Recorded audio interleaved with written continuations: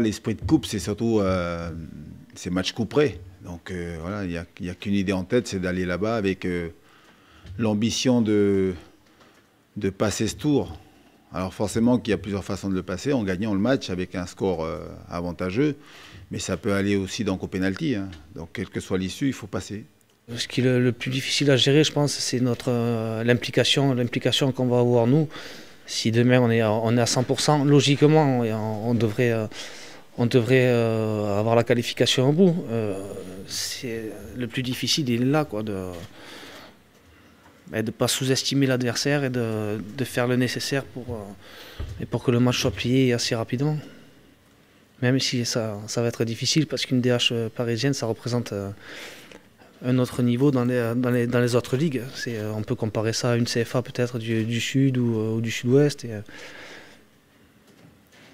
C'est généralement des mecs qui... Bon, je connais pas l'équipe, hein, j'ai pas jeté un œil, mais c'est généralement des mecs qui ont fait des formations ou à Paris, à Rennes, dans ces eaux-là, quoi. Donc c'est des mecs qui ont du ballon. C'est le minimum, c'est être professionnel. Et puis surtout, moi demain, je fais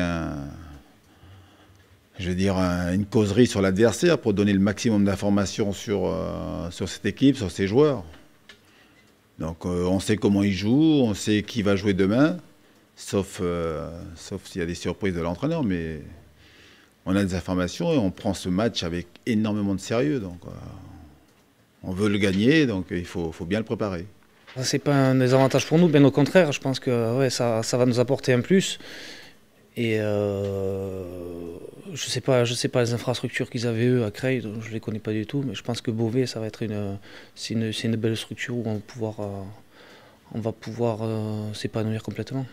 C'est une équipe qui, contrairement à ce qu'on peut penser, c'est une équipe qui a une qualité technique, une équipe qui aime jouer, une équipe qui aime voilà, poser le jeu. Ils ont des joueurs techniques. Voilà. Donc oui, ça va être ouais, une équipe qui va jouer, donc c'est bien. En tout cas, les renseignements que j'ai, ce qu'on a pu voir de cette équipe, c'est ce qu'elle a montré. Donc une équipe avec des joueurs offensifs capables de faire la différence. Ouais, ils ont des côtés qui percutent, ouais, côtés qui sont forts, donc il faudra se méfier, bien les bloquer, puis un milieu de terrain joueur. Donc à nous d'essayer malgré tout d'imposer notre jeu. C'est dans cet esprit-là qu'on a travaillé cette semaine. Et si tu arrives à la mi-temps, à l'heure de jeu, où les mecs à 0-0, ils se sont procurés peut-être une ou deux occasions chaudes et toi, t'as pas fait grand-chose, ben, c'est là où ils sont galvanisés, c'est là où ils sont surmotivés. Et on sait que quand il y a 11 mecs qui sont surmotivés, quel que soit leur niveau footballistique de base, ça représente derrière une équipe difficile à manier.